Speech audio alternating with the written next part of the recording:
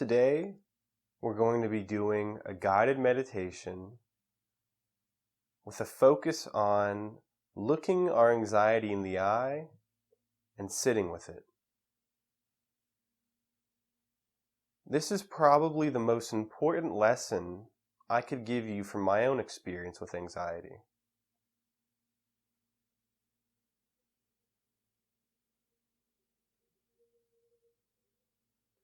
When we run away from something, it magnifies our fear, and anxiety is simply a form of fear.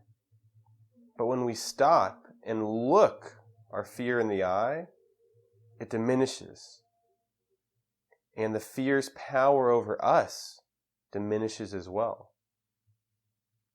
So we must begin this practice with a firm commitment to always stand our ground and look our anxiety in the eye.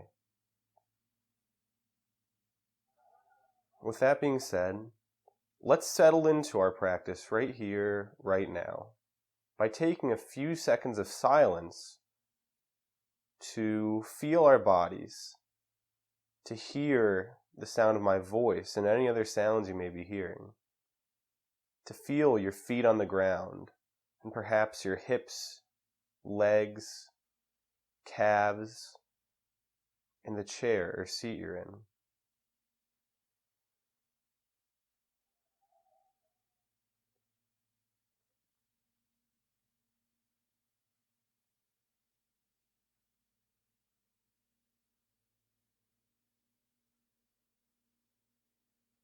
Notice your breath going in and out.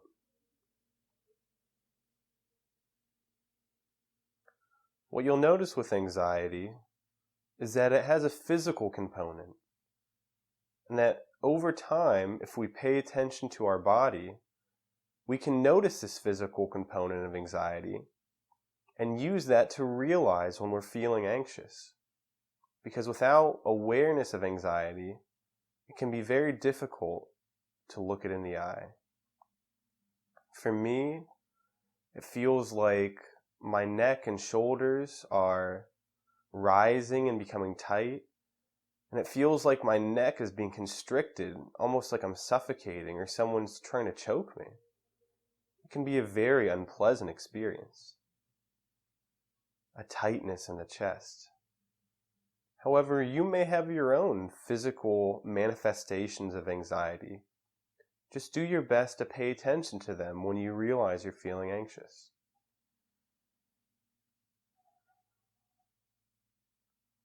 So now we're going to speak to our anxiety, and we're going to thank it. And we're thanking our anxiety because it does not come from a place of wanting to hurt or harm ourselves. Our anxiety exists because of evolution, because anxiety was a way that we would keep ourselves alive in our earlier environment that we humans faced. So when we're anxious about the bills or the health of ourselves or a loved one, we can bring thanks to our anxiety and say, thank you for raising this issue and bringing awareness to it. Now that you've done your job, I can act on this information in peace and calm with effectiveness. This approach works very well for two reasons. One, we are accepting our anxiety, the fact that it exists, which is the first and most important step. Two, we are non-violently fighting against our anxiety. And fighting is almost the wrong word because really it's a positive relationship.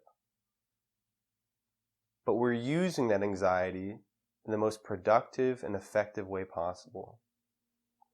And a good way to think of it is as if you're having tea or if you prefer coffee or even a beer with your anxiety. Because you're sitting with it. You're speaking to it. You're looking in the eye and having a relationship with it. that can turn out to be a win-win. So on days when I'm feeling very anxious and other things aren't working, I'll say, hold on, anxiety, I want to speak with you. Let's have tea.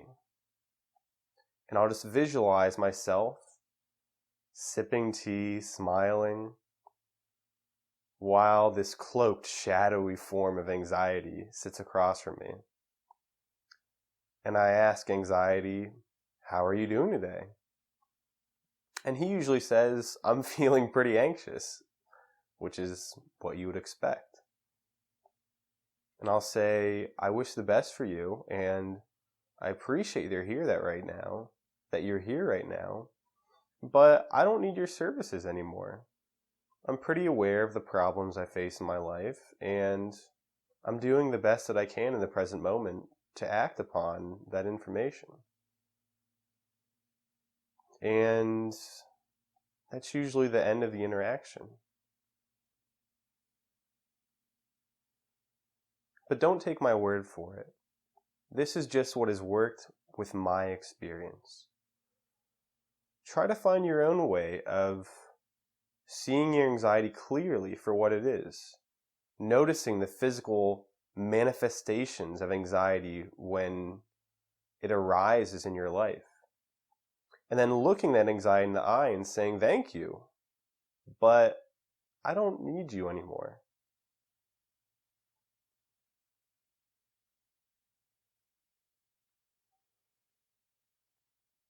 Let's take a few more seconds to just be present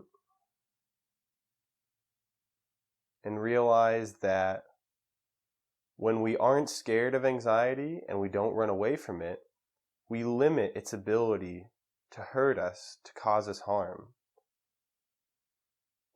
As they say in Buddhism, a useful idea from Buddhism, there's pain and there's suffering.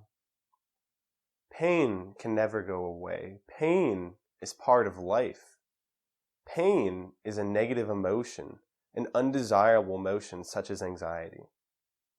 But suffering happens when we choose to hold on to that pain or use it in unskillful or not efficient ways, such as buying into anxiety's story, focusing on it and repeating it over and over again. Instead, we can accept the pain of anxiety as a fact of living. We can gain what is useful from it, and then we can move on. Thank you for participating in this meditation with me today.